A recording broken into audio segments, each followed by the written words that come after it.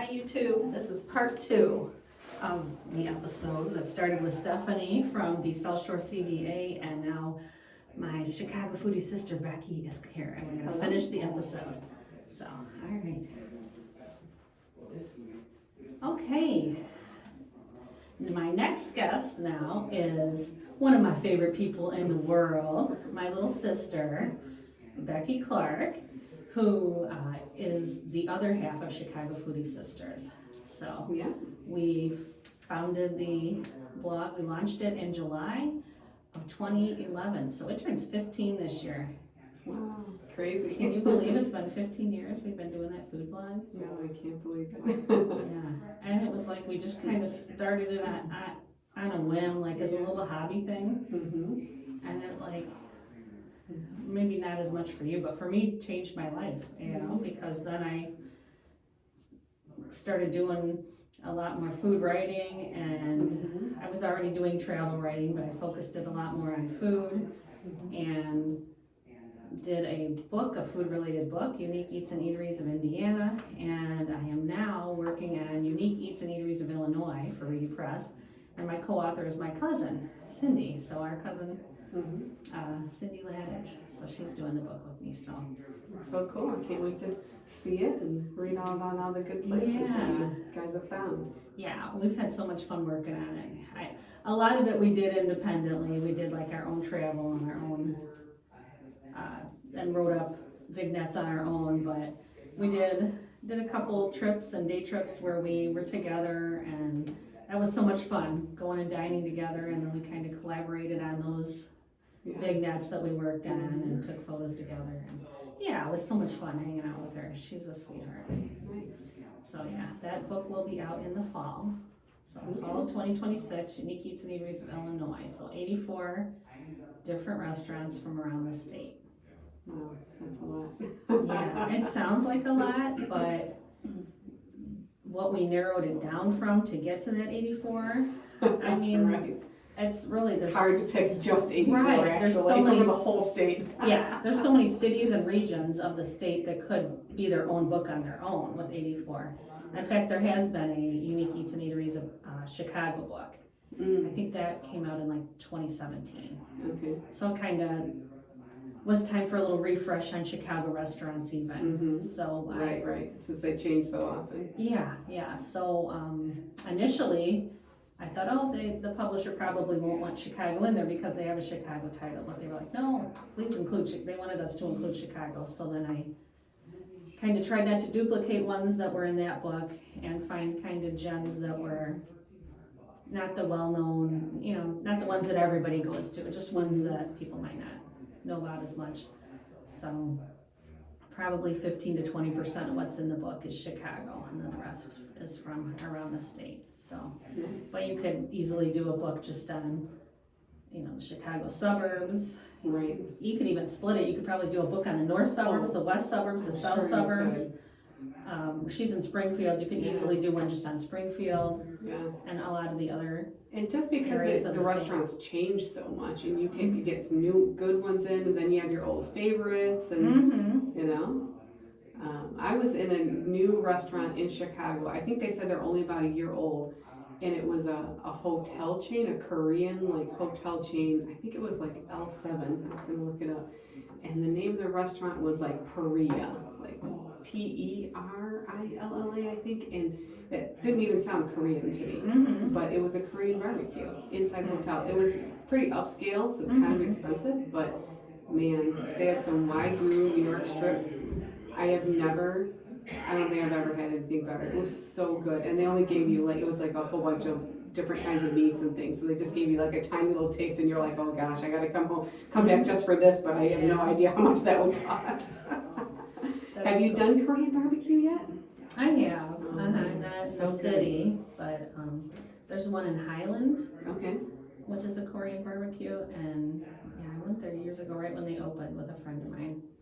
And I'm not so big on like cooking your own stuff. I'm like, if I want to go out, I want the experience. See, this is why you would like Peria, because they cook it for you. Oh, they do. So it is, like I said, it's more of an upscale place, so it's more expensive. but it was so good. And then it comes with, it's called banchan, like that's the word for like all the accompaniments that come with it. And it's like different vegetables and different, things. So usually they'll have some kimchi, but they had both spicy and mild kimchi. I didn't even know there was mild kimchi. Really? Yeah. And then they had pickled radish, dakin radishes. They're like really big and they're made real thin. That was so delicious. Radish. I love watermelon. And then radish. japchae. So if you get japchae anywhere, it is just some type of vegetables with some noodles, usually like those glass type noodles, the real thin ones, either the sweet potato or whatever. And so it's like a stir-fried vegetable mix. So that usually, and all the accompaniments just come with it for free. And then you order usually the meats and stuff. So our other sister, Jenny, she kind of got me onto the whole Korean barbecue thing. And then we go to H Mart and we get meats there. And I love those Asian markets. oh my gosh, we have to go together. Yeah, we have two other sisters, by the way. Yeah. So Becky's a twin, so she has a twin, Jenny. Although we don't look alike, but fraternal twins. No, me and her look more like twins, or more like each other than you guys look like each other. And then we have an older sister, Pam, who's out in Arizona now. But she's coming to Chicago. I know, she's gonna be here in July, so we definitely are gonna have to do some food adventures with her when she's here. That's gonna be so fun. I know, I can't wait. Yeah, she's gonna be here for about 5 weeks. Yeah. So, and she'll be staying in the city, so yeah, I'm looking forward to like going into the city and meeting up with her to do some stuff, so. Yeah, we gotta coordinate. I know, we've been talking about stuff, we gotta like iron out some details and get them on the calendar. So anyway, this place, I would put that on our list. Yeah, okay. It was so good. The one that I've gone to, I'm sure they would cook it, I'm sure that was on the menu too, to cook it for you. I think whoever I was with though wanted the traditional. Yeah, normally they don't, I would say, because it's normally just like, very busy, they don't have time to cook it or whatever, but maybe if they were busy, they'd show you how to do it or whatever, but you get better at it and stuff. But I don't know. I do love Korean food. So good. I love Asian food in general. It's so fresh. I think that's what I like about it. Is I understand like the cooking part is more work, but it's just so fresh and so good. Yeah, they bring it right out for you. And what's the Asian place that we went to a couple times by you in Bolingbrook? Give me more. What kind of Asian food? We went there last year. It's an Asian chain. We're terrible trying to. The Korean with the Korean chicken. Yeah, we had the Korean chicken and they did the corn dogs. Was it just koji? They were out of. Might be.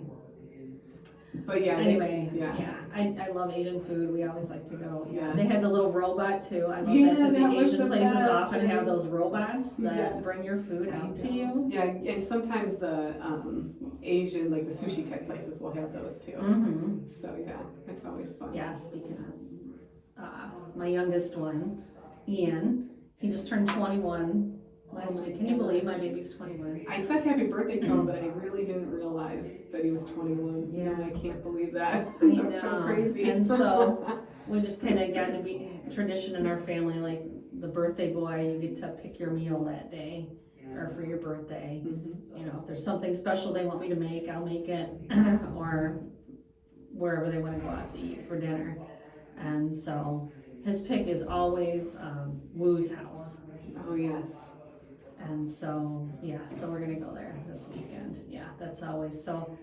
I love that place. So I know at least once a year, sometimes twice, because sometimes Carter, my middle one, is very loves Woo's house too. And so sometimes he picks it for his birthday. The Japanese. Japanese steakhouse, with the hibachi. I know, I love the whole show where they make it in front of you, and then the best part is that you always end up with tons of leftovers. So I bring it home and I eat the leftovers for the next 2 or 3 days. The original Japanese steakhouse was because Pam, right? So the whole reason I even like Japanese is because of Pam, and she said to me and Jenny, you gotta come with me to Rana, Japan in the city. And there's one in Northbrook and there's one on Ontario Street in the city. And the one in the city, I mean, they're both really good, but that food to me is like just the pinnacle of all of the restaurants. They have such good food. They have the best egg yolk sauce. It's so good. And then the one in Water Tower, that's Benihana, I think, right? Oh yeah. And they're also. Yeah, they're more of a chain around the suburbs and stuff too, so it's more easily accessible. And I do like Benihana. I go there. Yeah. They have like a mustardy sauce that I really love, and they don't have that around in Japan. But not a lot of places do this egg yolk sauce the way that Ron in Japan does. And one time we asked him what was in it, and he said, secret recipe. But the other thing he told me was that they make their fried rice with ground sirloin. Oh, And so never would have guessed that. their beef fried rice, oh, so delicious, man. And their steak quality, I think, borders any good steak restaurant. I just had fried rice the other day from my favorite Chinese place in Lansing, where I used to live. Okay. Jay's Pea Pod. That was the 30 years that we lived there. It was always where you went. Jay's Pea Pod, and they had 2 locations. And maybe like 3 years ago, the owner passed away, and they closed them. And then, and I was so sad, I couldn't get it anymore. And I was trying other Chinese places, and I was just like disappointed in everything I had. And then they reopened.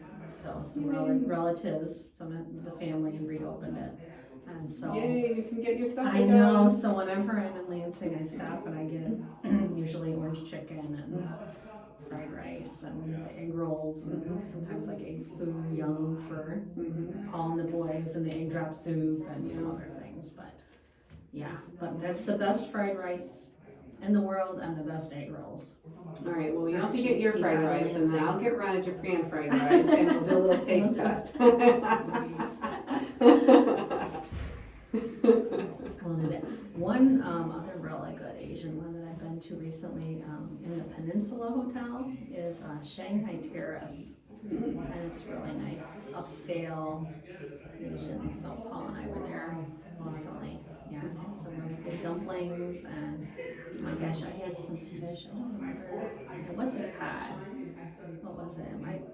Flounder maybe, or I'm not real sure on what fish it was, but it was steamed. And it was like just like so delicate. Oh my gosh, it was like and then it had like bok choy on the plate, and was it in like a parchment paper, or was it just no? Okay, because I had learned that when I took the gourmet cooking classes long ago, that you take parchment paper and put the fish in there with the lemon and the different herbs and stuff. Really? And then just kind of fold it up. And then when and I can't remember if we did it on this inside the oven then, I'm sure we did. And then it steams it inside like that. Oh. So I can't remember exactly how we prepared it, but I do fish that way a lot on the grill, but I do it in foil. I never thought of doing parchment paper. Right. But I'll do the foil. Don't do it in the grill. Don't do paper in the grill. No, you can't do parchment paper on the grill. That's why I was like, did we do it on the stove and in a pan and steam? But it was steamed somehow like that. Yeah, in the oven I do those too, the foil packets. But like especially like halibut. I love to get halibut and then just lightly season it, throw in like some broccoli and peppers. Just make it all together. Just put them all in the same one. I learned that from, I think it was Kelly Ripa. I was back like during the pandemic. She was, at home and doing some of the videos she was sharing was at home, and her and Mark Consuelos were making halibut, and I think that's what she did, was had it in tented it in a packet and put the veggies in with it, and That's good, because I've been thinking I need to get more fish in my diet, and because we'll do salmon, and salmon's the easiest one to get. Right. It's a mild flavor where you can. Right. Everybody seems to like it.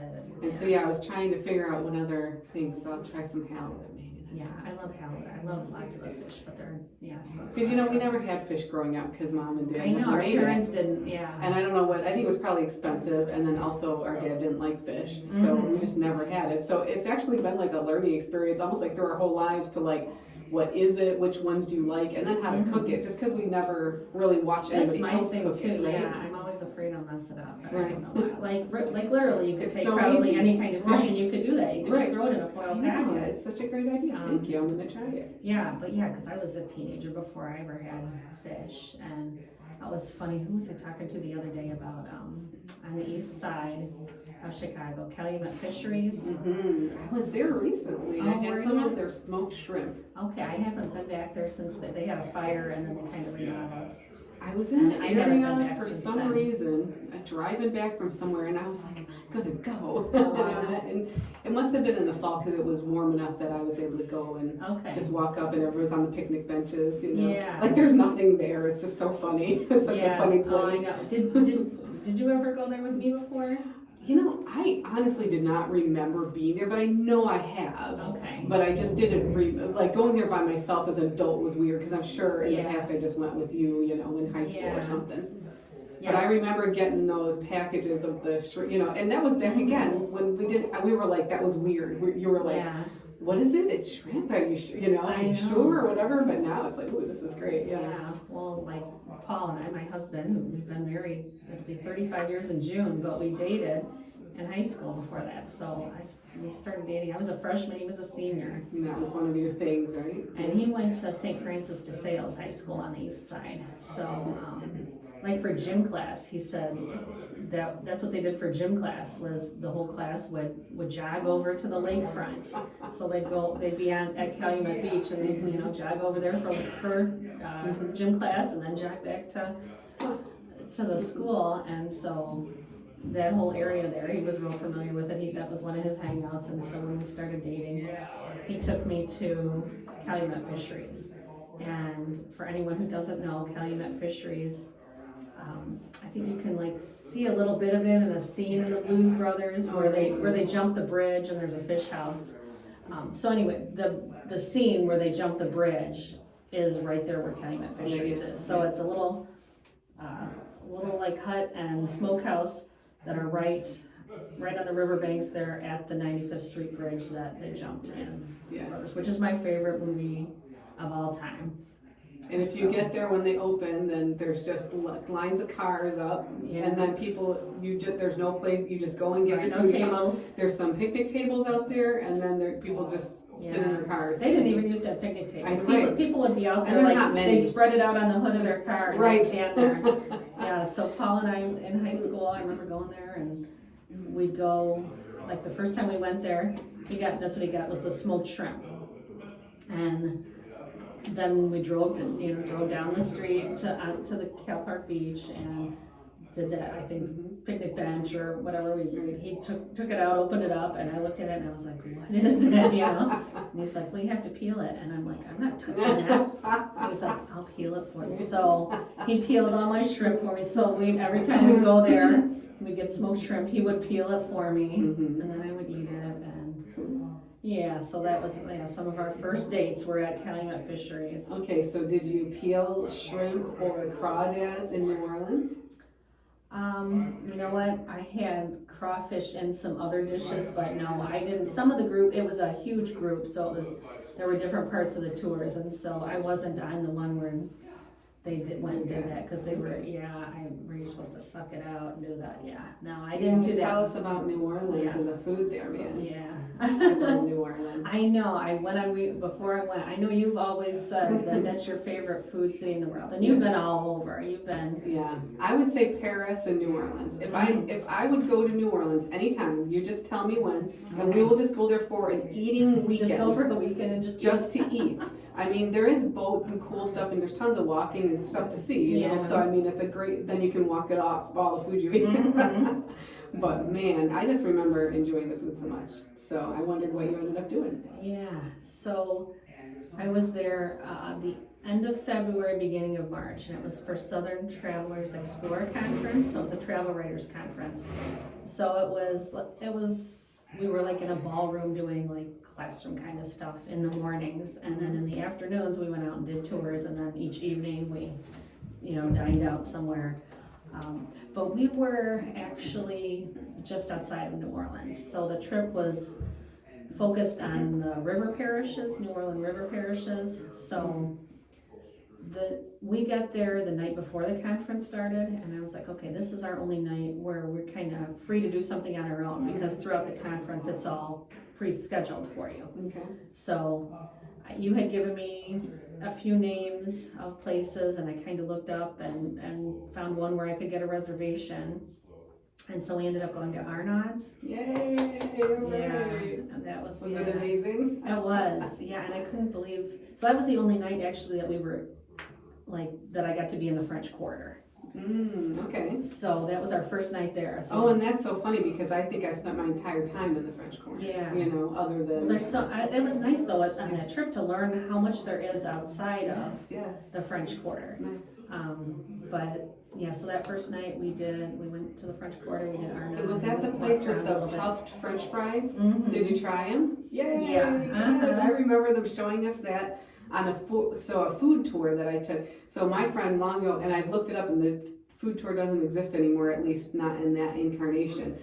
But we went right after Katrina. So it was like a year after, and the lady was telling us all about, you know, that and the recovery and stuff like that. But so she went through the whole city, and I mean, it was like tons of walking, and we got like the best of the best. And it was, I was like, that is the best thing to do in New Orleans. And they sampled stuff at the places you went. And that is how I found out about Arnott's. And they, like, she brought us to all the best places, the best brisket, the best, the sandwiches, the muffaladas. That was the first time I was introduced to muffaladas. Pralines, they call them pralines, they were not pralines. So she went through, it was like the oldest store that made them. And we just got so much good, I mean, beignets, you know, and all the stuff, so, yeah. Yeah, I definitely got a good sampling of all the New Orleans food when I was down there. Did you get any Bodine balls? I didn't have. We were trying to get them one place and they were out of them, but I had actually just had them for the first time a week before up here, like in Champaign, Illinois, of all places. Really? Yeah, at a farm to table restaurant. Ooh, and was it good? So good. Yeah. That's an interesting place. I wonder if the person had a New Orleans background or something. Well, it was. We were there like Fat Tuesday that week, so it was kind of their themed menu for that week to go along with. Because I was like, I had never heard of them. I got, you know, where I got them was at the Jazz Fest in New Orleans. I've been a couple times, and I went to the Jazz Fest with a friend, and man, it was a crazy adventure, and it totally was like flooded like this much. We just walked around in water like a foot deep. But yeah, the dude had Bodine balls at his little booth. It was so good. Yeah. And you had alligator? Yeah, I did. Here, let me finish our Arnott's real quick. Yeah, that was very elegant, you know. The waiters in the tuxedos. Yes. I'm so glad. That was a perfect, and that place is gigantic. I think it takes up a full city block. Yeah. And they've got something crazy like 17 private dining rooms in there. So, but yeah, so very nice, elegant, you know, white tablecloth, waiters in tuxedos doing like the baked Alaska tableside for you. So yeah, that was a fun experience. So when we were there, I said, okay, this is our first night, we get to pick where we're gonna go. And I was like, this is gonna be like a little early anniversary celebration. Yes. So I said, let's start celebrating now. So yeah, so I really enjoyed Arnott's, and they did have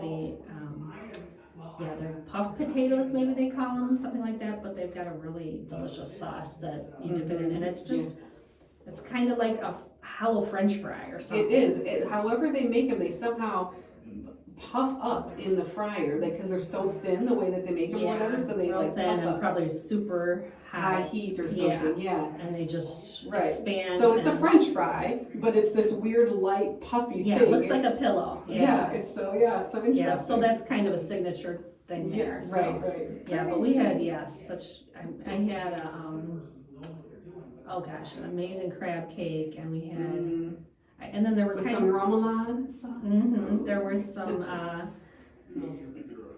I don't know, different kind of fish that I had before too, and there was one, I can't remember the name, but it was like a really thin smoked fish with capers, and it was that was delicious. So Arnott's was our first night, and then after that we were kind of on the tour, and then even like our breakfast they brought in one day, they brought in beignets, and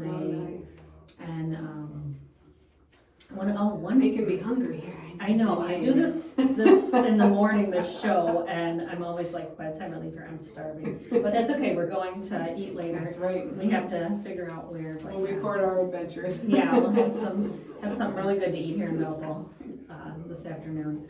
But one morning, so we had one morning they did beignets for us. I don't know where they were from, but they were.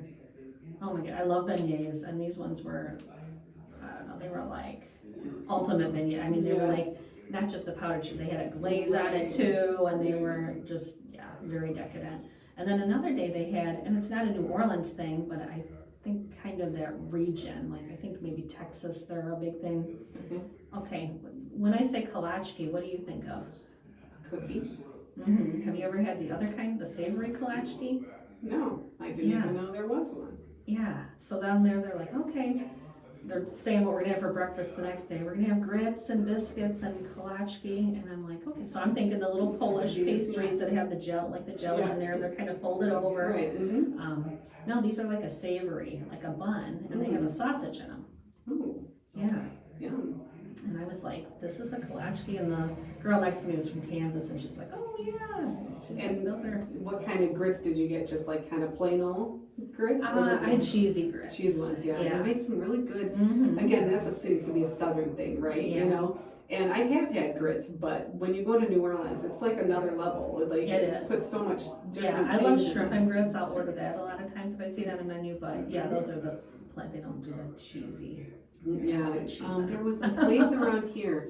I don't know if I'll think of the name, but it was downtown, and there was one in Naperville that had the best. But they closed down the one in Naperville. I don't know if the one in the city is still there. I went with Kelly, our niece Kelly, and the shrimp and grits were just the best. And they did do a cheesy grits. Okay. And Emerald Lagasse has a restaurant in New Orleans. That's where I got them, and those were the best ever. Go to Emerald Lagasse's NOLA, N-O-L-A, from New Orleans, Louisiana, restaurant, and get the shrimp and grits, and you will not be disappointed. They were amazing. Yeah, I was trying to get there, and we just couldn't work it into the schedule. I thought, oh, maybe on our last day we could try and get there, just because there's his restaurant, but then there's also like a more casual bar. Okay. And I thought maybe we could stop in there and just get an appetizer or a drink, but we just didn't have time on this trip to work it in. But yeah, as far as food, yeah, we had delicious crab cakes. We had those Arnaud's potatoes. We had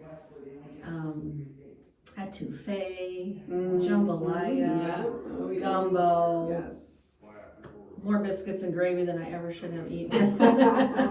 More than I should eat in a year. Beignets, alligator, po' boys. Fried shrimp. I could have just eaten fried shrimp all day long. Did you get to Mother's for the po' boys, or you didn't go there yet? They just brought them in? But yeah, I had several po' boys during the week. Oh yeah, and their po' boys. You get a po' boy here in Chicago, and it is nothing. There's some hefty sandwiches. It's like as big as your head. I know. Yeah, and I had muffaletta, so I kind of checked out and lots of fried fish, catfish, and other stuff. I remember learning on that culinary tour that people think of Cajun food for New Orleans, but there's Creole and there's Cajun. And Creole, all that means is that you took a type of food and you made it local to what you could grow like in your environment. You changed it for your culture, your environment. And so that's what they did in Louisiana. They came from Africa, so they have like an okra influence from Africa, and then it was French settled, and so it was French food, but they couldn't grow carrots there, I guess, but they could grow peppers, so that's why there's so many peppers in like the jambalaya and all the different foods there. So I just loved learning all that, and I just love, and we made a bunch of that in my cooking class, so the jambalaya and the roux and yum. So lots of good food there. When we talk, it's like we knew a half an hour on the show was going to be nothing. But I did want to talk too about we took a girls trip to Southwest Ontario. Yes. And and that's been one of my favorite places to go.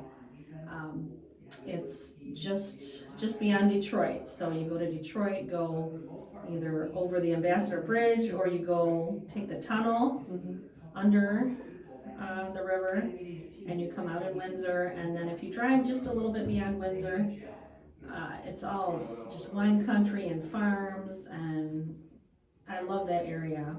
And I love too that it's so culturally diverse, the city of Windsor.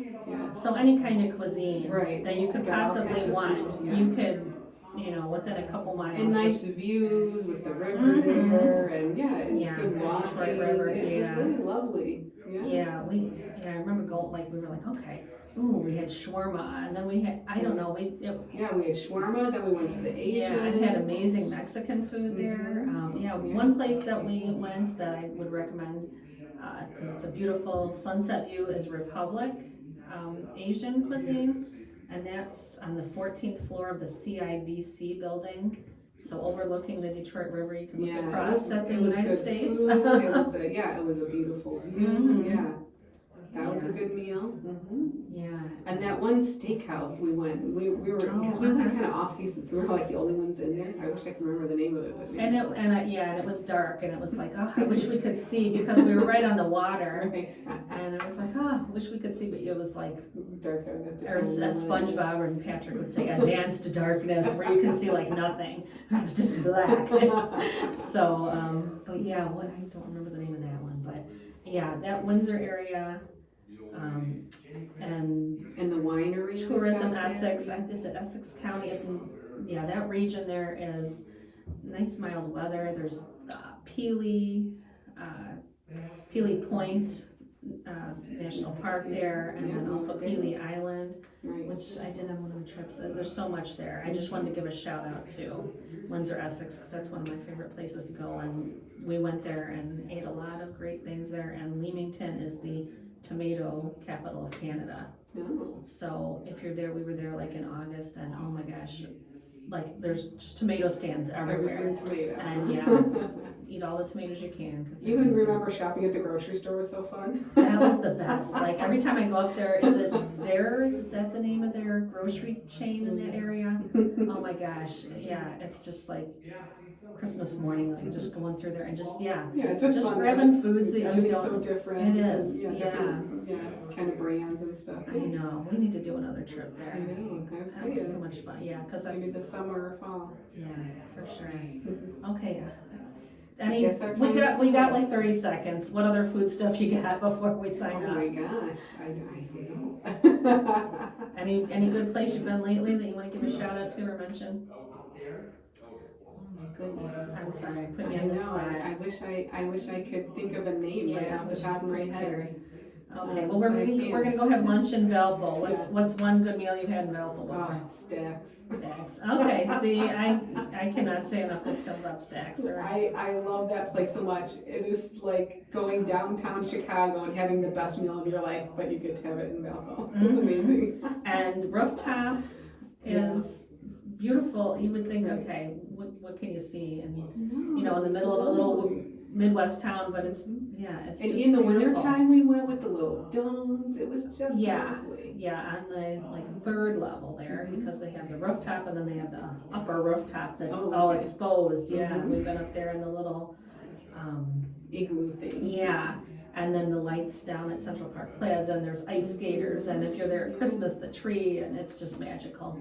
So I love where I live. I agree. Stacks is a winner. It's awesome to come and visit. Yeah. Okay. Time to sign off. But thank you for coming and joining me today. And we gotta record another one. And absolutely. Some more food adventures. We'll do some more. All right. Thanks for being here, Becky, my foodie sister. Check us out on ChicagoFoodieSisters.com and on all the social media platforms. So, bye. Have a delicious day. It's a good sign off.